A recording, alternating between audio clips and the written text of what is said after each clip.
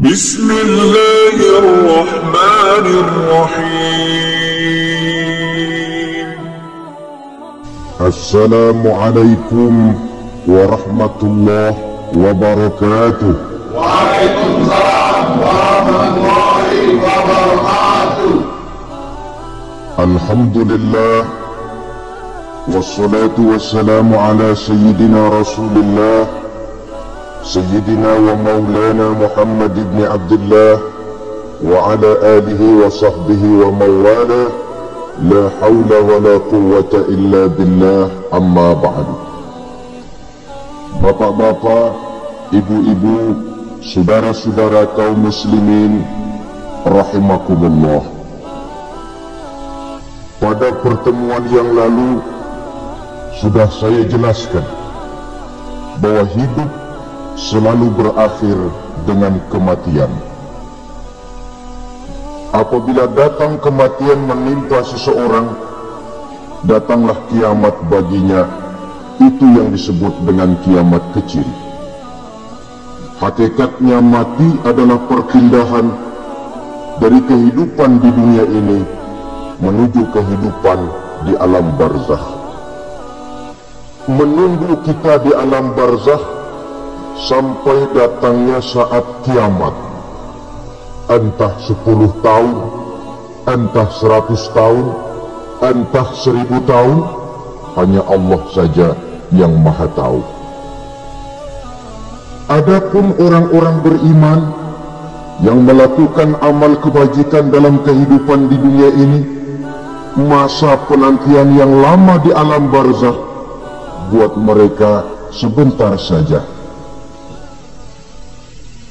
Tetapi bagi orang-orang kafir yang ingkar, yang tidak beriman kepada Allah, yang hidup di dunia cuma menumpuk-numpuk dosa, tentu penantian di alam barzakh akan merupakan waktu yang sangat lama. Bukankah dalam kehidupan kita waktu itu memang relatif? Contoh misalnya, bagi pemuda-pemudi yang sedang duduk asyik memadu cinta, waktu 4-5 jam saja rasanya cuma 4-5 menit. Tenggelam oleh keasikan. Tapi buat orang yang berbaring di rumah sakit, meratap di balik-balik apa itu tembok derita kata lagu, di balik dinding-dinding penjara, sehari bagai seminggu, seminggu rasa sebulan, sebulan boleh jadi rasa setahun. Penantian yang sangat lama. Kapan kiamat itu akan datang? Ini rahasia Allah. Jangankan kita yang orang awam, baginda Nabi sendiri tidak diberitahu oleh Allah kapan kiamat itu akan terjadi. Tetapi sungguh pun demikian, banyak hadis-hadis yang menjelaskan ciri atau tanda-tanda datangnya kiamat. Nah, kalau sudah bicara soal tanda kiamat itu ada dua. Pertama yang disebut alamatus sughra, tanda-tanda kecil. Ini waktunya masih ada tenggang. Ada yang dinamakan alamatul kubra, tanda-tanda besar, artinya kiamat sudah diambang pintu. Apa tanda-tanda kecil dari datangnya hari kiamat itu? Misalnya, kata Nabi, apabila ilmu sudah diangkat oleh Allah, artinya apabila ulama sudah banyak wafat, minat orang belajar agama berkurang, lalu kebodohan nampak merajalela di mana-mana, zina dikerjakan secara terbuka, minuman-minuman keras jadi kebanggaan, itu termasuk di antara tanda-tanda kecil terjadinya hari kiamat. Apalagi misalnya iza waladatil ammatu rabbataha, apabila budak sudah melahirkan tuan. Apa maksudnya? Ada yang mentafsirkan apabila anak sudah bisa membudaki orang tuanya. Orang tua yang melahirkan dia, yang membesarkan dia, demi setelah si anak besar jadi orang berpangkat, bertitel, berharta, berkedudukan, jadilah orang tua itu budaknya. Sehingga sering dibilang, kalau orang tua kaya, anak jadi raja. Tapi kalau anak yang kaya, orang tua sering jadi budak. Apalagi munculnya fitnah yang bergelombang, timbul perang antara dua bangsa yang besar, waktu berjalan terasa sangat pendek sekali. Itu merupakan tanda di antara tanda-tanda kiamat. Termasuk di dalamnya sulit membedakan mana laki, mana perempuan. Dan kalau tanda-tanda kayak begini sekarang sudah banyak kita lihat kan? Ulama banyak wafat, penggantinya sulit. Zina dikerjakan berterang-terangan, minuman keras jadi kebanggaan. Banyak anak membudaki orang tuanya, sulit membedakan mana laki mana perempuan. Kadang-kadang dari belakang kita lihat perempuan bener, begitu kita colek nengok jenggotan.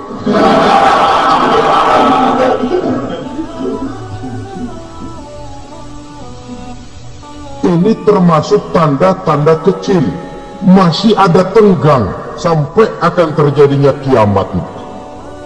Nah, yang dimaksud dengan tanda-tanda besar, ini tanda besar artinya kiamat sudah di ambang pintu. Pertama, matahari terbit dari sebelah barat. Apabila matahari sudah terbit dari arah sebelah barat, tertutuplah sudah pintu taubat. Bersabda Nabi kita, la taqumus sa'atu hatta tatlu'a syamsu min maghribiha. Tidak akan datang hari kiamat sampai matahari terbit dari arah sebelah barat. Fa iza tala'at, manakala matahari telah terbit dari arah sebelah barat, wara'ahan nasu, manusia banyak menyaksikan itu, amanu ajma'un, mereka pun lalu beriman. Yang tadinya kafir, yang tadinya ingkar, yang tadinya membangkang, setelah melihat matahari terbit dari sebelah barat, buru-buru beriman, berlomba-lomba mengucap dua kalimat syahadat. Tapi apa yang terjadi? Kata Nabi, wadzalika hina la yanfa'u nafsan imanuha lam takun amanat min qabl. Hari itu adalah hari yang iman sudah tidak berguna lagi bagi seseorang apabila sebelumnya memang dia tidak pernah beriman. Au kasabat fi imaniha khairah, atau beriman tetapi tidak pernah melakukan kebajikan di dalam keimanannya itu. Hari yang sudah kasih, hari yang sudah terlambat, beriman tidak akan ada gunanya lagi. Ini pelajaran buat kita. Sebelum sang surya terbit dari sebelah barat, sebelum nafas sampai di tenggorokan, artinya pintu taubat masih terbuka. Kalau dua hal itu sudah terwujud, nafas sudah sampai di kerongkongan atau matahari sudah terbit dari arah sebelah barat, tertutuplah sudah pintu taubat. Tak ada lagi gunanya pangkat, jabatan, harta, bahkan beriman pun dalam suasana macam itu too late, kata orang Kulon. Sudah terlambat. Matahari terbit dari arah sebelah barat, itu tanda besar, artinya kiamat sudah di ambang pintu. Lalu apalagi tanda besar? Munculnya Dajjal. Dajjal artinya pendusta-pendusta yang menyesatkan manusia. Ada dua macam Dajjal, saudara. Ada Dajjal kecil, ini Dajjal kelas 3. Kalau ini sejak zaman Rasulullah sudah ada itu. tiap zaman ada. Di zaman Rasulullah misalnya ada yang bernama Aswad al-Unsi dari Yaman, ada yang namanya Musailamah al-Kazzab dari Yamamah, ada yang namanya Ibnu Sayyad dari Madinah. Ini dajjal-dajjal di zaman Rasul. Musailamatul Kazzab memproklamirkan diri jadi nabi, dia di zaman Rasul masih hidup. Ini dajjal zaman Nabi. Di zaman sahabat muncul dajjal-dajjal. Di zaman kita sekarang ini dajjal-dajjal pun gentayangan. Dajjal-dajjal kelas teri. Kerjanya mendustakan manusia, menyesatkan manusia, memalingkan manusia dari jalan yang benar dan diridhoi oleh Allah Subhanahu wa ta'ala. Adapun yang merupakan tanda besar dari datangnya kiamat, dajjal-dajjal kelas kakap, pembohong-pembohong besar yang menyesatkan masyarakat manusia berpaling dari jalan Allah mengikuti jalan mereka. Apa sih ciri dajjal itu? Kata Nabi dalam hadis Bukhari Muslim, inna dajjala, sesungguhnya yang namanya dajjal itu yakhruju, satu saat akan muncul mendekati hari kiamat, wa inna ma'ahu ma'an, si dajjal ini membawa air, wa naran, dan juga membawa api. Dua simbol, di tangan yang satu dia bawa air, di tangan yang satu dia bawa api. Wa amma alladhi yarahu an-nasu ma'an fanarun, adapun yang orang banyak lihat air, hakikatnya adalah api. Yang dilihat api, hakikatnya adalah air. Oleh sebab itu, kalau api yang ditawarkan, ambillah air. Kalau air yang ditawarkan, pilihlah api. Maksudnya apa ini? Ini bahasa simbol, saudara-saudara. Dajjal bicaranya seolah-olah untuk kepentingan manusia, menawarkan surga. Surga yang dia tawarkan hakikatnya neraka. Hai manusia, kalau kau mau bahagia, jangan dekat-dekat dengan agama. Sholat itu tidak efektif dan efisien, tidak produktif dari segi ekonomi itu. Menghadiri majelis taklim cuma buang-buang waktu. Tahajud, tasbih, tahlil, baca Quran, apa itu? Pekerjaan mubazir saja. Hidup ini cuma sekali, masa yang cuma sekali, manfaatkan dengan sebaik-baiknya. Mumpung, dibawanya sifat mumpung tetapi dalam pengertian yang sangat negatif. Bicaranya seolah-olah untuk kepentingan manusia, tetapi sebenarnya menjerumuskan manusia. Menawarkan air, tapi sebenarnya api. Menawarkan api, tapi hakikatnya air. Buat apa kamu sholat? Buat apa kamu bayar zakat? Buat apa kamu puasa? Surga yang dicanangkan Dajjal, hakikatnya neraka. Neraka yang digambarkan Dajjal, pada dasarnya adalah surga. Jadi memutarbalikkan fakta itu kerjaan Dajjal. Yang hak jadi batil, yang batil dibilang hak, yang benar jadi salah, yang salah malah jadi benar. Tuntunan disuruh jadi tontonan, tontonan malah menjadi tuntunan. Itu pekerjaan Dajjal profesinya. Zamannya Nabi Adam, Dajjalnya kan iblis. Betul? Apa sih dan kerayuan iblis itu? Allah setelah menciptakan Nabi Adam kan bilang, Adam, kau dan istrimu Hawa tinggal di surga ini. Seluruh fasilitas yang ada di surga persilahkan kau nikmati. Satu yang tidak boleh, jangan coba-coba dekati pohon khuldi. Dekat saja jangan, apalagi sampai memetiknya. Datang Dajjal yang namanya iblis ini. Adam, kamu tahu nggak kenapa tidak boleh makan buah khuldi? Ya nggak tahu, pokoknya saya dilarang. Bodoh kamu, Dam. Khuldun artinya kekal. Kalau kamu makan itu buah, kau akan kekal di surga buat selamanya. Allah tidak kepengen, maka dilarang kamu makan buah khuldi. Kalau kau ingin kekal di surga Adam, makan saja. Saya bicara begini ini untuk kepentingan kamu Adam. Ini kan ciri-ciri Dajjal. Bicaranya sih seolah-olah untuk kepentingan Nabi Adam, hakikat sebenarnya menjerumuskan Nabi Adam supaya ingkar dan melanggar larangan dari Allah Subhanahu wa ta'ala. Jadi setelah muncul Dajjal, timbul kekacauan-kekacauan di masyarakat.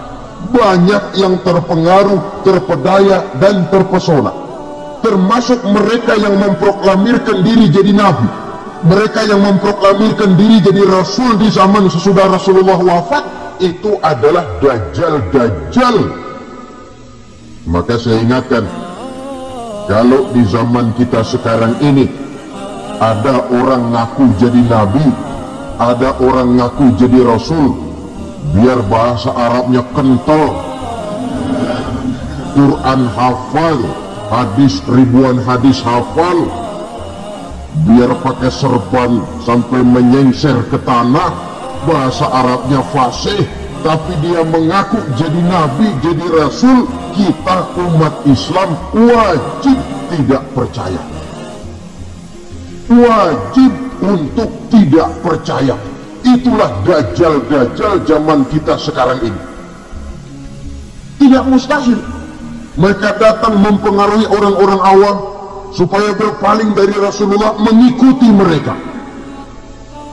Nah, di akhir zaman nanti, mendekati hari kiamat, Dajjal ini muncul, Dajjal kelas kakap, menyesatkan masyarakat manusia untuk berpaling dari Islam, mengikuti seruan mereka. Apalagi di antara datangnya kiamat itu, tanda yang besar itu, turunnya Nabiullah Isa Al-Masih, putra Maryam. Menurut berbagai hadis yang sahih, Nabi Isa Al-Masih nanti akan turun lagi, tidak membawa risalah yang baru, tapi meluruskan risalah Islam ini yang telah banyak ditinggalkan oleh masyarakat. Bahkan ada hadis menjelaskan beliau akan membunuh Nabi, mematahkan kayu-kayu salib, lalu melaksanakan haji dan umrah mengikuti syariat Nabi Muhammad, bukan membawa agama baru. Menjadi semacam mujaddid, reformer, menyelamatkan manusia dari bisikan Dajjal. Bahkan ada riwayat yang menjelaskan bahwa Nabi Isa berhasil mengalahkan Dajjal, mengembalikan masyarakat manusia kembali kepada ajaran Islam yang datang dari Allah, dibawa oleh Rasulullah Sallallahu Alaihi Wasallam. Dengan kata lain, turunnya Nabi Isa bukan sebagai Nabi dan Rasul baru, tetapi mengikuti syariat Nabi kita Muhammad Sallallahu Alaihi Wasallam. Saudara hadirin, ibu-ibu hadirat yang saya hormati, kemudian apalagi di antara tanda-tanda besar akan datangnya kiamat itu? Keluarnya asap atau awan. Kata Nabi, inna min asrati sa'ah dukhanan yamla'u ma bainal masyriqi wal maghrib. Di antara tanda-tanda kiamat, munculnya awan atau asap yang memenuhi antara langit dan bumi. Ini pun diperkuat dalam surah Ad-Dukhan ayat 10, fartaqib yawma ta'ti as-sama' bidukhanin mubin wa yughshan nas hadza azabun alim. Bagi orang-orang yang beriman, mereka biasa-biasa saja, tapi bagi orang kufur, datangnya asap dan awan ini merupakan azab yang kelewat pedih. Barangkali sedikit mendekati gambaran tentang azab yang pedih ini, saya ingatkan alam pikiran kita kepada peristiwa yang belum lama terjadi. Pernah dengar berita bocornya reaktor nuklir di Chernobyl, Uni Soviet? Pernah dengar? Bocornya reaktor nuklir di Chernobyl yang mengakibatkan ratusan bahkan sangat mungkin ribuan nyawa.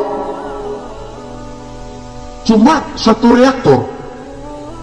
Bagaimana kalau seluruh cadangan nuklir yang dimiliki oleh para negara adikuasa ini diledakkan? Bahkan yang konon menurut catatan, cadangan nuklir yang dimiliki bersama oleh Amerika dan Rusia sekarang ini sudah sanggup memusnahkan 6 miliar manusia, 1,5 kali lebih banyak dari jumlah manusia yang nongkrong di permukaan bumi ini. Saudara-saudara hadirin yang saya hormati, lalu saat mendekati hari kiamat, apalagi tandanya? Setelah Nabi Isa wafat, pada saat turunnya yang kedua kali, lalu Allah meniupkan angin sejuk, semua orang-orang beriman, orang-orang baik wafat, sehingga penghuni bumi ini cuma tinggal lagi terdiri dari orang-orang kafir. Tidak ada lagi di bumi ini yang bisa mengucapkan Allah. Hingga dalam hadis qudsi itu ada keterangan, Inna Allah Azza wa Jalla yaqulu li Israfil. Allah pernah pesan kepada malaikat Israfil, kata Allah, Israfil, Iza sami'ta qailan yaqul Allah Allah fa akhirin nafakh 40 sanatan ikraman liqailiha. Hai Israfil, apabila kau dengar di permukaan bumi masih banyak orang yang mengucapkan Allah Allah, maka tunda sangkakala kiamat itu 40 tahun. Untuk apa? Ikraman liqailiha, menghormati orang yang mengucapkan Allah Allah itu. Wah, jadi karena sekarang masih banyak yang mengucapkan Allah, besar hatilah kita, masih jauh kiamat itu. Tapi jangan lupa, kiamat pribadi, kiamat kecil, itu yang gak kita sangka-sangka. Ajal datang mencabut nyawa, itu kiamat pribadi. Dan itu yang pasti kita hadapi, dan itu yang membuat kita tidak boleh bersikap main-main di dalam kehidupan sekarang ini. Saudara hadirin yang saya hormati, tidak ada lagi orang-orang muslim. Seluruh penduduk dunia ini kafir. Lalu terciptalah struktur sosial yang berlandaskan prinsip hidup semau gue. Bakal terjadilah prinsip di mana yang kaya menyantap yang miskin, yang kuat menindas yang lemah. Hidup sudah bagaikan di rimba belantara, berlaku hukum rimba. Siapa yang kuat dia yang menang, siapa yang lemah menjadi mangsa. Timbul kekacauan, maksiat merajalela, munkarat menjadi-jadi, sehingga isi bumi ini penuh dengan segala macam perbuatan dosa. Tidak ada perlunya lagi alam diperpanjang temponya. Datang saat yang sudah dijanjikan oleh Allah Azza wa Jalla, maka terjadilah yang disebut kiamat kubra, kiamat besar, kiamat hancur-hancuran. Bagaimana kejadian ini dimulai? Dalam surah Az-Zumar ayat 68, Allah Subhanahu wa ta'ala berfirman, wa nufikha fis suri fasa'iqa man fis samawati wa man fil ardi illa man sya'allahu. Maka manakala ditiuplah sangkakala, terkejutlah seluruh yang ada di langit dan seluruh yang ada di bumi. Bila saat kiamat datang, Allah perintah malaikat Israfil, Israfil, tiup sangkakalamu. Ditiuplah sangkakala oleh malaikat Israfil. Yang akibat daripada tiupan itu, seluruh yang ada di langit, seluruh yang ada di permukaan bumi terkejut. Yang ada di langit siapa? Malaikat kan. Bayangin aja kalau malaikat kaget, apalagi kita. Terkejut seluruh makhluk yang ada di bumi, yang ada di langit mendengar suara sangkakala itu. Bunyinya tidak sanggup kita bayangkan dahsyatnya. Ledakan nuklir, ledakan neutron belum apa-apa ketimbang bunyi sangkakala malaikat Israfil ini. Nah, lalu mendengar bunyi sangkakala ini, gemparlah makhluk, kacaulah alam. Bumi gempa, planet-planet bertabrakan, gunung meletus, air laut tumpah ke darat, angin topan bertiup, halilintar menyambar, lalu semua yang bernama hidup mati total. Mati bareng tanpa persiapan. La haula wa la quwata illa billah. Saya kadang-kadang dalam tafakur bermohon, ya Allah, mudah-mudahan saya nggak nemuin kiamat beneran. Ngeri, nggak bisa kita bayangkan macam apa suasana seperti itu. Allah saja banyak memberikan gambaran, misalnya Al-Qari'ah, wa mal Qari'ah, wa ma adraka mal Qari'ah. Kejadian yang menggemparkan. Tahukah kamu apa kejadian yang menggemparkan itu? Yauma yakunun nasu kal farasil mabsus wa takunul jibalu kal ihnil manfus. Pada saat itu manusia berterbangan bagai kupu-kupu, gunung berterbangan seperti kapas ditiup angin. Gunung saja macam kapas, konon lagi manusia. Kematian total, mulai semut sampai gajah mati, jin mati, iblis mati, malaikat mati. Malaikat saja mati. Saudara hadirin yang saya hormati, kematian total yang tanpa persiapan. Orang bilang, Pak, kalau mati bareng begitu yang repot malaikat maut dong ya, cabut sana, cabut sini. Itu kalau menurut logika kita, mestinya begitu menurut logika. Tapi logika juga yang bilang nggak perlu serepot itu. Sebab untuk mematikan listrik di wilayah DKI, di wilayah Jakarta, nggak perlu tiap rumah didatengin matiin, ya lama. Cukup dari kantor pusatnya saja PLN, tekan satu tombol, gelaplah seluruh Jakarta. Saudara hadirin yang saya hormati, kematian total. Lalu setelah kematian total, planet-planet juga mati, dalam arti tidak bergerak dan beredar. Angin mati, dalam arti tidak bertiup.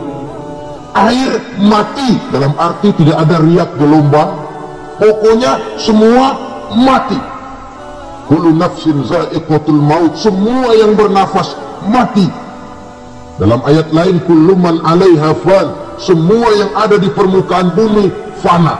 Yang kekal cuma Allah Subhanahu wa ta'ala. Yang paling belakang mati malaikat maut dan malaikat Israfil. Tapi mati juga sesuai dengan janji Allah. Menurut hadis Bukhari Muslim dari Abu Hurairah, masa tenggang waktu antara kematian total pada tiupan sangkakala pertama dengan proses kebangkitan pada tiupan sangkakala kedua 40 lamanya. Tidak dijelaskan oleh Abu Hurairah 40 jam, apa 40 hari, apa 40 tahun. Hadis-hadis cuma menyebutkan 40 saja. Sunyi alam yang tinggal cuma Allah saja lagi. Ketika itu Allah berseru-seru, katanya, limanil mulkul yauma, siapa para penguasa hari ini? Mana itu raja-raja dan penguasa yang dulu mengaku jadi Tuhan? Fir'aun, mana Fir'aun sekarang? Yang dulu jadi raja, merasa berhasil, sombong, lalu tidak mau turun-turun dari kekuasaannya, sampai kepada puncak kekurang ajarannya mengangkat diri jadi Tuhan. Mana itu Fir'aun? Namrus, mana sekarang Namrus? La ilaha illa ana. Ternyata tidak ada Tuhan lain selain daripada aku, kata Allah. Proses kemudian, saudara-saudara, turunlah hujan dari langit. 40 lamanya hujan itu. Tidak jelas juga 40 jam atau 40 hari. Setelah air turun membasahi, datanglah tiupan sangkakala yang kedua. Semua yang bernama mati bangkit dari kuburnya masing-masing. Ini yang disebut Yaumul Ba'thi, hari kebangkitan. Allahu Akbar. Pada saat kita bangkit dari kubur kita masing-masing, kumpul di padang mahsyar namanya. Bayangin aja, saya sendiri nggak sanggup bayangin. Manusia sejak zaman Adam sampai zaman kiamat kumpul bareng di tempat sama. Berapa banyaknya itu?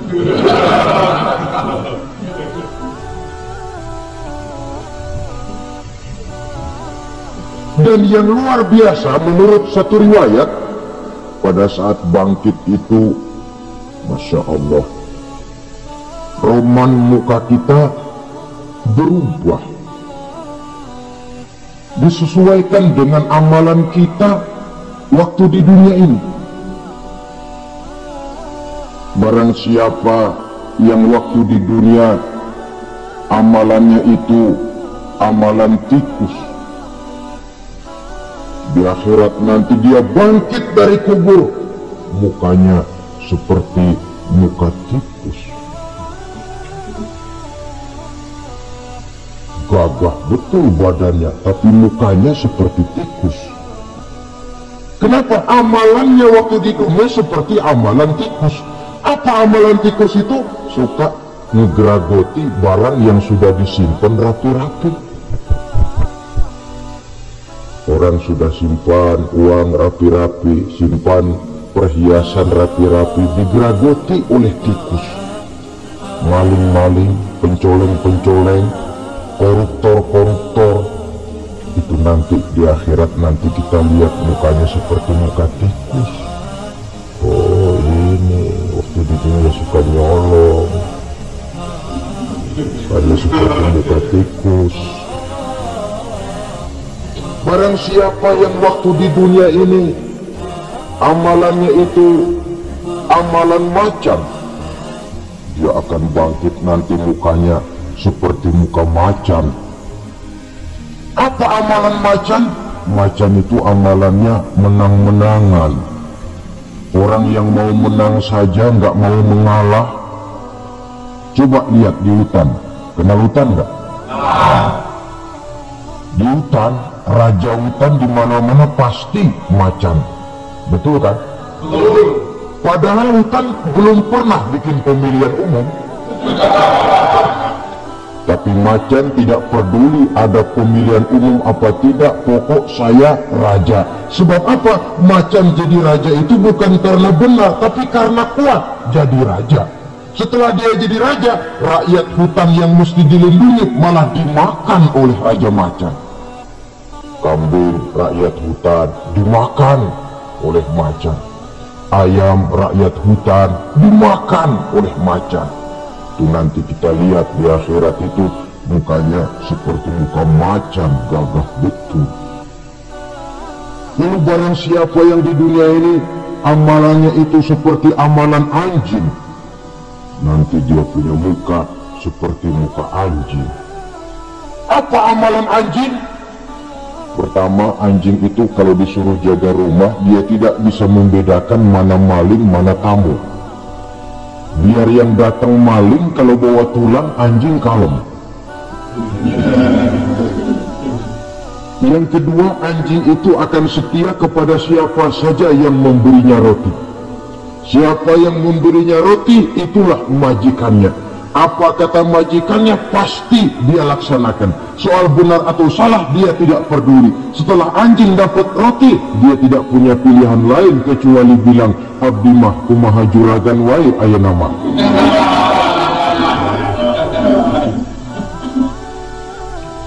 Saudara hadirin yang saya hormati, berkumpul di padang mahsyar, tiap orang sibuk dengan persoalannya masing-masing. Matahari waktu itu didekatkan oleh Allah, panas luar biasa. Ada yang saking panasnya itu mencucurkan peluh keringat sampai sebatas mata kakinya. Ada yang keringatnya sampai sedengkulnya, ada yang keringatnya sampai sepusatnya, ada yang keringatnya mengalir sampai sebahunya, ada yang kelelap oleh keringatnya sendiri, sementara orang di sampingnya nggak apa-apa. Bergantung lagi amalan dia waktu di dunia ini. Saudara-saudara, sebagian orang dalam kepanikan padang mahsyar berombong-rombong datang mereka menghadap Nabi Adam. Ya Adam, anta abal bashar. Hai Adam, Tuhan adalah bapak moyang manusia. Kami sebentar lagi akan disidang, dimintakan pertanggungan jawab. Tolonglah kami, hai Adam. Kata Nabi Adam, jangankan nolongin sampean, saya sendiri tanggung jawab di hadapan Allah ketika dulu tidak boleh makan khuldi, saya serobot. Sudahlah, urus diri masing-masing saja, nafsi. Begitu kata Nabi Nuh, begitu kata Nabi Ibrahim. Tiap orang bertanggung jawab sendiri-sendiri. Ketika itulah saudara-saudara, nikmatnya menjadi umat Nabi besar Muhammad sallallahu alaihi wasallam. Sebab apa? Walaupun menurut abjad kita ini umat paling belakang, paling belakang kita ini toh, karena Nabi Muhammad adalah Nabi akhir, tapi akan dihisap lebih dulu, lewat di atas surat lebih dulu, masuk surga lebih dahulu ketimbang umat-umat belakangan. Ketika Rasul mendekati ajal, beliau tanyakan itu kepada malaikat Jibril. Malaikat Jibril berkata, Muhammad jangan khawatir, Allah sudah berjanji, inni haramtul jannata ala sairil anbiya hatta tadkhulaha anta, wa haramtuha ala sairil umami hatta tadkhulaha ummatuka. Surga aku haramkan buat seluruh nabi kecuali kalau engkau Muhammad sudah masuk ke dalamnya, dan surga aku haramkan buat seluruh umat kecuali kalau umatmu Muhammad sudah masuk ke dalamnya.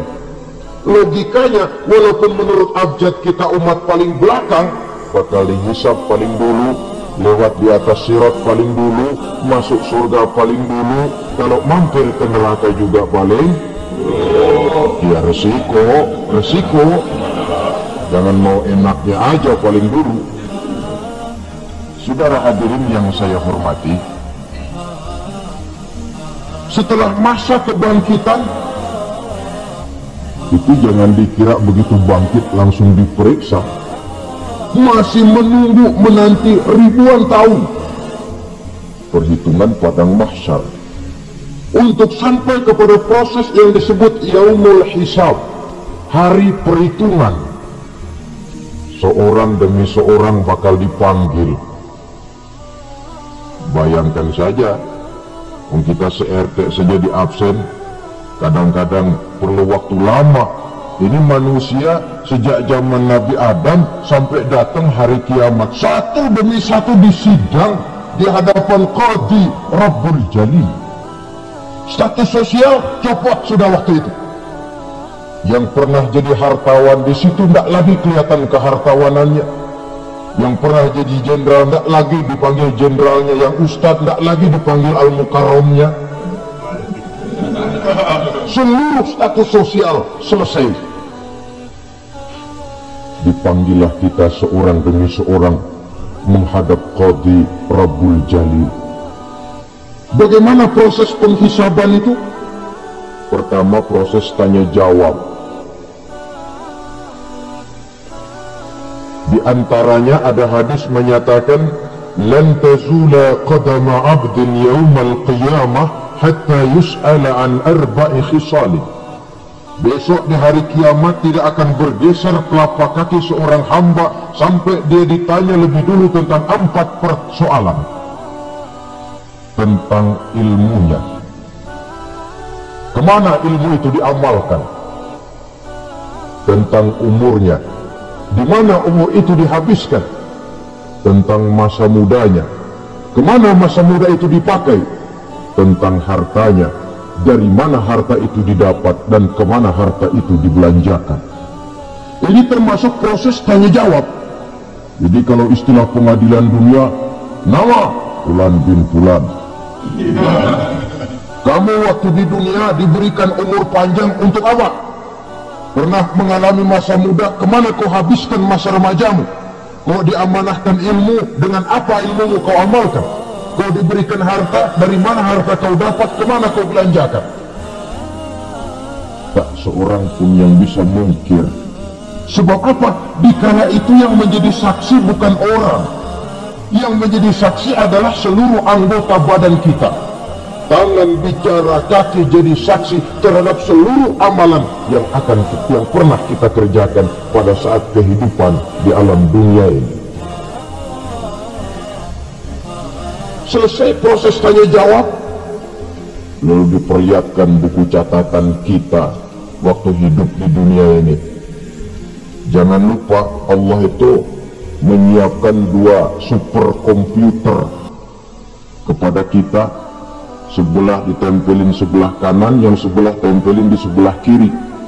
Komputer itu namanya Raqib dan Atid. 2 malaikat yang apabila baik kita lakukan, refleks saja akan menulis kebajikan kita. Jahat kita kerjakan, akan tertulis. Catatan itu nanti diperlihatkan kepada kita. Waduh, alangkah malunya pada saat diperlihatkan catatan kita, buku rapot kita merah melulu. Barangkali diperiksa sambil diomelin, brengsek lu. Buku merah melulu begini, bagaimana waktu hidup di dunia? Tidak cukup diperlihatkan buku catatan kehidupan, rekaman kehidupan. Rekaman kehidupan kita secara utuh sejak terlahir sampai ajal datang merenggut nyawa. Barangkali mirip dengan video sekarang ini, di mana terekam dengan baik seluruh kegiatan kita sejak yang sekecil-kecilnya sampai kepada yang sebesar-besarnya. Untuk kemudian kita pun menerima balasan. In khairan fa khairun wa in syarran fa syarrun. Kalau baik ya baik balasannya, kalau jahat ya jahat juga balasannya. Catatan-catatan kita diberikan. Kalau banyak kebajikannya diberikan di tangan kanan dengan cara yang halus. Kalau banyak kejahatannya diberikan dari sebelah kiri atau dilempar dari belakang. Itulah sebabnya sejak di dunia ini kita sudah mohon kepada Allah. Ketika berwudu membasuh tangan kanan, apa kita bilang? Allahumma a'tini kitabi biyamini wa hasibni hisaban yasira. Ya Allah, berikan saya kitab di tangan kanan, dan kalau saya memang perlu dihisab, hisablah saya yang seringan-ringannya. Tangan kiri berlindung kita kepada Allah, jangan sampai diberikan kitab di tangan kiri atau dari arah sebelah belakang. Wa'udzubika an tu'tiya kitabi bishimali aw min wara'i zuhri, dari arah sebelah belakang. Na'udzubillah min dzalik.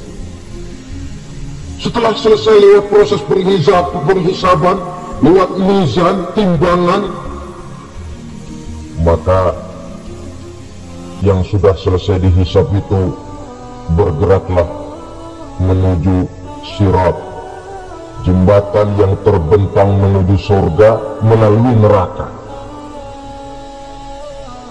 Saudara-saudara, panjangnya perjalanan Sirat itu memakan waktu ratusan tahun. Tetapi orang yang lewat di atas Sirat pun macam-macam bergantung amalannya ketika di dunia ini. Ada yang lewat di atas Sirat itu kalbarkil khatib, seperti kilat yang menyambar, sudah sampai dia di surga. Cepat bukan main. Ada yang lewat di atas Sirat itu seperti orang lari-lari. Ada yang lewat di atas Sirat itu seperti orang jalan biasa.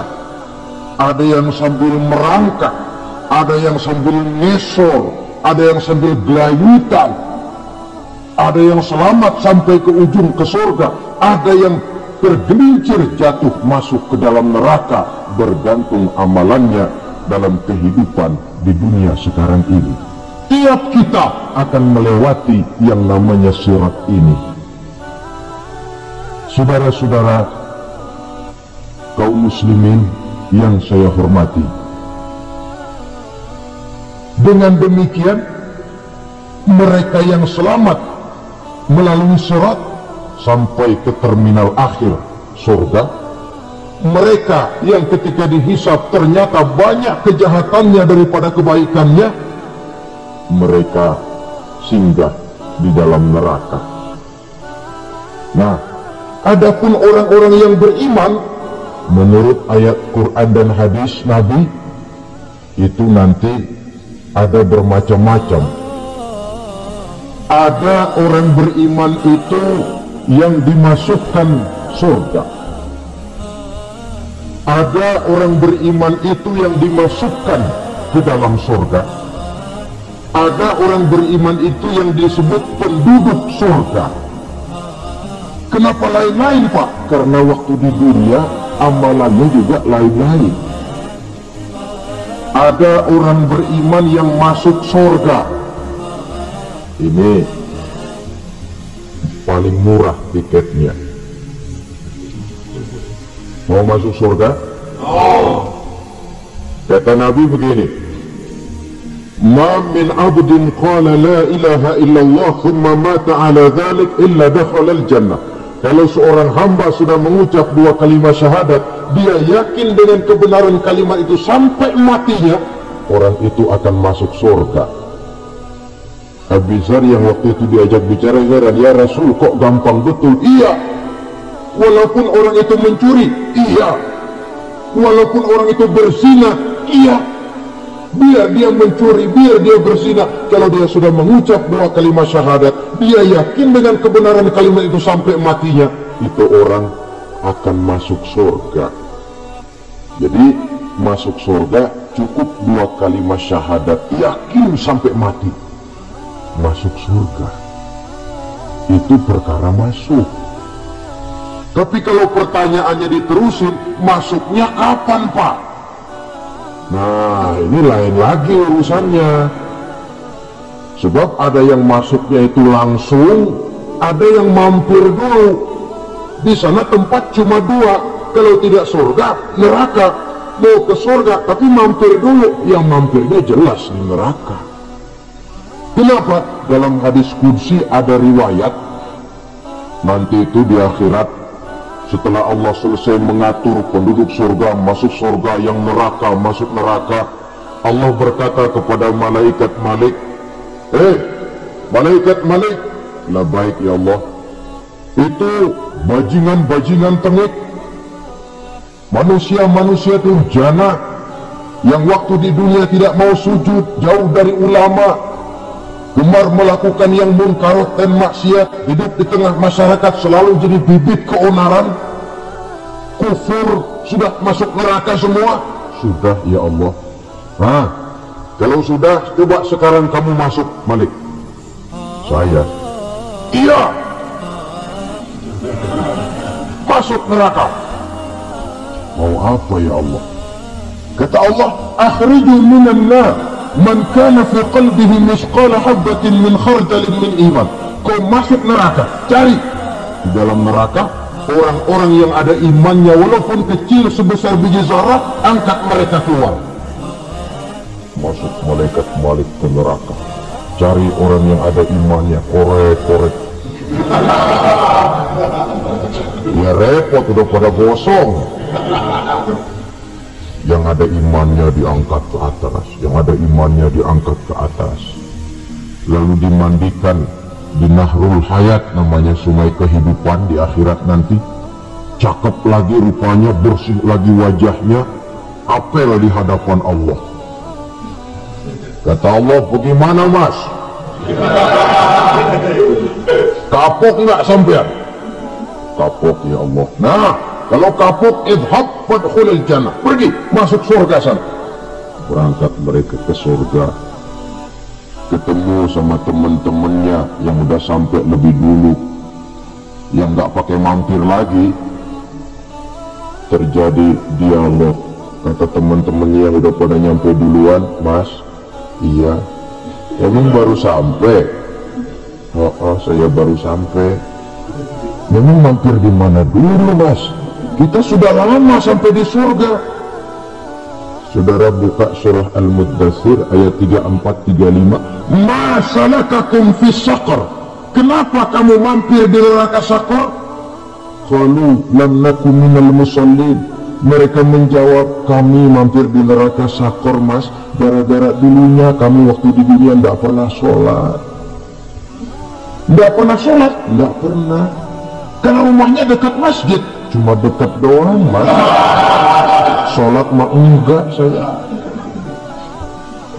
Enggak pernah ngasih makan fakir miskin, enggak pernah hadir di majelis taklim, pendeknya enggak pernah melakukan kebajikan, maka saya pun mampir di neraka Saqar.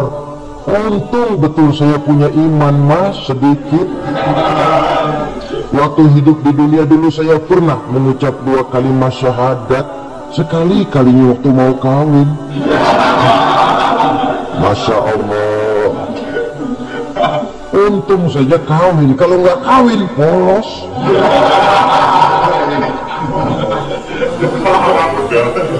Itu juga penghulu sudah setengah mati ngajarin. Asyhadu alla, asyhadu wa an, asyhadu wa an.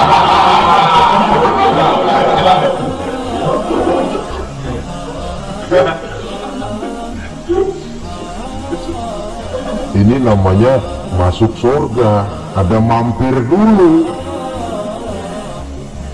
Ada pula orang mukmin itu yang dimasukkan surga. Namanya dimasukkan kan terima beres. Saya masuk ke rumah, jalan sendiri, cari tempat sendiri. Saya dimasukkan ke dalam rumah, terima beres, pokok ada di dalam, itu dimasukkan namanya. Nggak pakai mampir. Tapi tentu tiketnya lebih mahal ketimbang yang pertama tadi. Apa kata Allah? Innal ladzina amanu wa amilus salihat la ukaffiranna anhum sayyi'atihim wa la udkhilannahum jannah. Sesungguhnya orang-orang yang beriman kemudian beramal soleh, kami hapuskan segala dosa dan kesalahannya, kami masukkan mereka ke dalam surga. Lihat ayatnya, Allah yang memasukkan, kita yang dimasukkan. Tidak pakai transit, tidak usah mampir. Cuma tidak cukup syahadat, tidak cukup amanu, tapi diiringi dengan wa'amilus salih. Iman, amal, tidak cukup syahadat, lalu dibuktikan dia sholat, dia zakat, puasa, lalu dia melakukan berbagai macam kebajikan. Ini yang menyebabkan dia tidak pakai mampir di tempat yang bernama Saqar. Lalu ada pula orang mukmin itu yang disebut penduduk surga. Wah, ini sudah VIP ini. Ashabul Jannah, penduduk surga. Siapa mereka? Kata Allah, innal ladzina amanu summa istaqamu fala khaufun 'alaihim wa la hum yahzanun ulaika ashabul jannah hum fiha khalidun. Sesungguhnya orang-orang yang beriman lalu istiqamah, tetap dalam melaksanakan perintah Allah, tidak goyah, tidak labil tapi stabil, istiqamah, mereka tidak takut dan tidak bersedih hati, mereka lah penduduk surga. Iman, istiqamah. Tidak punya duit, sembahyang. Banyak duit, sembahyang. Miskin, sembahyang. Kaya, tetap sembahyang. Istiqomah. Kadang orang kalau susah rajin ke masjid, banyak duitnya ngelihat masjid melengos. Itu yang dibilang waktu miskin hamba Allah, setelah kaya jadi hamba harta. Bergeser, tidak ada nilai istiqomahnya.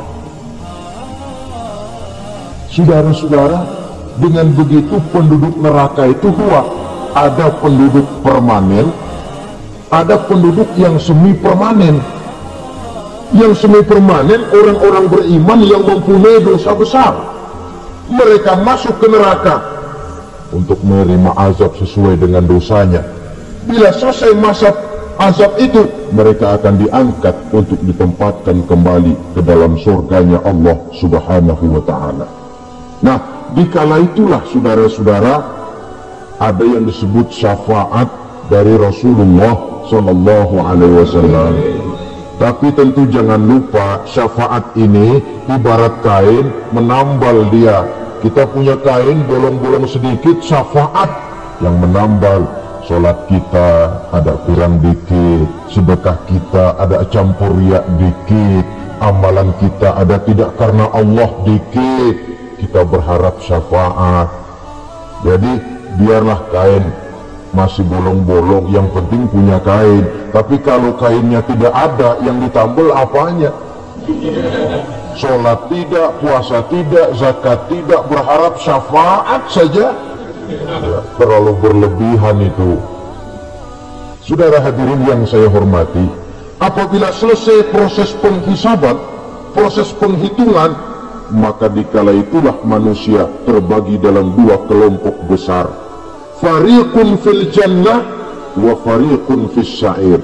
Sekelompok orang-orang beruntung yang masuk ke dalam surga, dan sekelompok lagi masuk ke dalam neraka. Akan memakan waktu untuk menceritakan sifat surga dan neraka, tapi insya Allah pada kesempatan pertemuan lain saya sampaikan. Namun sebagai gambaran umum cukuplah saya sampaikan sebuah hadis qudsi. Allah jelaskan, a'dadtu li'ibadiyas salihin ma la 'ainun ra'at wa la uzunun sami'at wa la khatara fi qalbil bashar. Aku sediakan buat hamba-hambaku yang soleh, yang tidak pernah terlihat oleh mata, tidak pernah terdengar oleh telinga, dan belum pernah terdetik dalam hati manusia. Jadi kenikmatan surga belum pernah dilihat mata, belum pernah didengar telinga, belum pernah terdetik dalam hati. Pedihnya azab neraka belum pernah terlihat mata, belum pernah terdengar telinga, belum pernah terdetik dalam hati. Saudara hadirin yang saya hormati, oleh karena itu, sebagai uraian akhir daripada kiamat ini, marilah sama-sama kita memanfaatkan hidup dengan sebaik-baiknya, supaya jangan timbul penyesalan di hari kemudian nanti. Mudah-mudahan kita seluruhnya diselamatkan Allah dari azab neraka dan mendapat surga dan ridhonya.